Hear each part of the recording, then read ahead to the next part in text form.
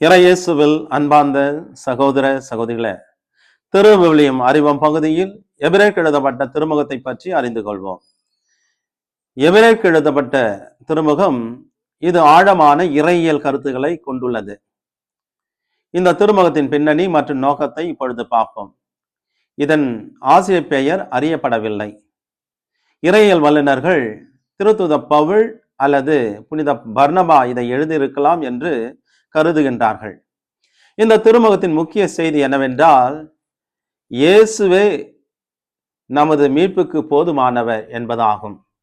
திருச்சட்டம், பலி, குரு, ஆலயம், பழைய உடன்படிக்கை இவை அனைத்தும் விட நம் ஆண்டவர் இயேசு கிறிஸ்து மேலானவர் என்பதை இந்த திருமுகம் வலியுறுத்தி கற்பிக்கின்றது.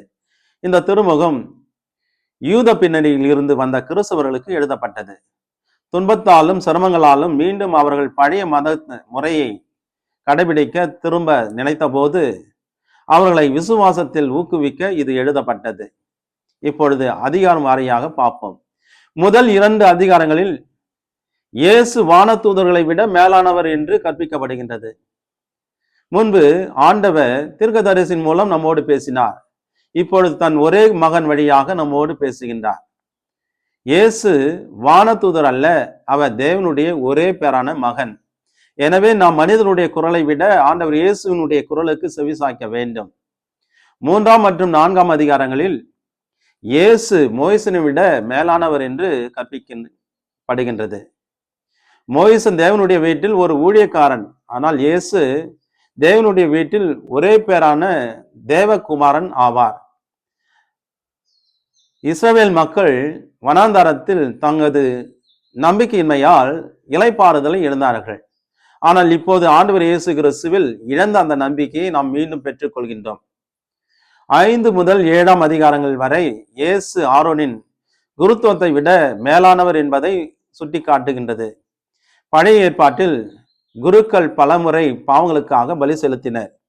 ஆனால் பாவமில்லா நமது ஆண்டவர் இயேசு கிறிஸ்து நம்முடைய பாவங்களுக்காக ஒரே ஒரு முறை பலி செலுத்தினார். அவரது பலி முழுமையானது, நிரந்தரமானது.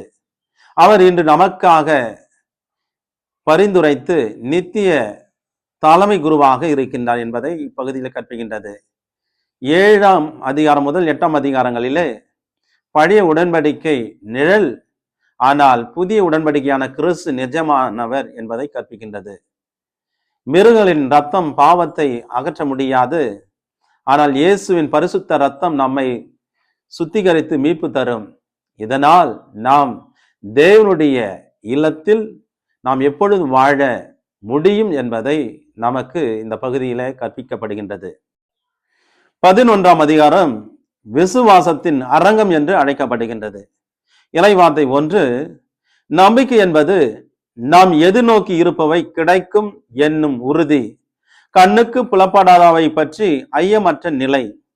ஆபேல், நோவா, அபிரகாம், சாராள், மோசே இவர்கள் அனைவரும் விசுவாசத்தினால் வாழ்ந்தார்கள். அவர்கள் தேவனுடைய வார்த்தைக்கு கீழ்ப்படிந்து நம்பி முன்னேறியவர்கள் என்பதாகும். 12 அதிகாரம் நமக்கு ஒரு அழைப்பை தருகின்றது. நமக்கு முன் வைக்கப்பட்ட ஓட்டத்தில் சகிப்புத்தன்மையோடு ஓட வேண்டும் என்று. விசுவாசத்தின் தொடக்கமும் முடியுமான இயேசுவை நோக்கி பார்ப்போம். வாழ்க்கை ஒரு ஓட்டமாகும். அந்த ஓட்டத்தில் கண்கள் இயேசு கிறிஸ்துவின் மேல் இருக்க வேண்டும் என்பதாகும். 13 அதிகாரத்தில் அன்பு, பரிசுத்தம், கீழ்ப்படிதல், நன்றி உணர்வு ஆகியவற்றோடு வாழ வேண்டும் என்று அறிவுரை வழங்கப்படுகின்றது. அன்பர்களே, எபிரேயருக்கு எழுதப்பட்ட திருமுகம் இன்று நமக்கு சொல்லும் செய்தி, பின்னடைவு வேண்டாம், பழைய வாழ்க்கைக்கு திரும்ப வேண்டாம். இயேசுவே நமது மீட்புக்கு போதுமானவர். அவரது பலி போதுமானது. அவரது கிருபை நமக்கு போதுமானது. அவர் கொடுத்த ரட்சிப்பு நமக்கு நிலையானது. துன்பம் வந்தாலும் நிலைத்திருக்க வேண்டும். சோதனை வந்தாலும் நம்பிக்கையோடு இருக்க வேண்டும். விசுவாச வாழ்க்கை ஒரு ஓட்டப்பந்தயம் போல் ஓடி அவற்றில் நாம் வெற்றி காண வேண்டும். மீண்டும் திருவிவிலியம் அறிவோம் பகுதியில் சந்திப்போம். அதுவரை இறை ஆசீர்வாதத்தோடு இருப்போம். எல்லாம் வல்ல அன்பிறைவன், தந்தை, மகன், தூய ஆவியார் உங்களை ஆசீர்வதிப்பாராக.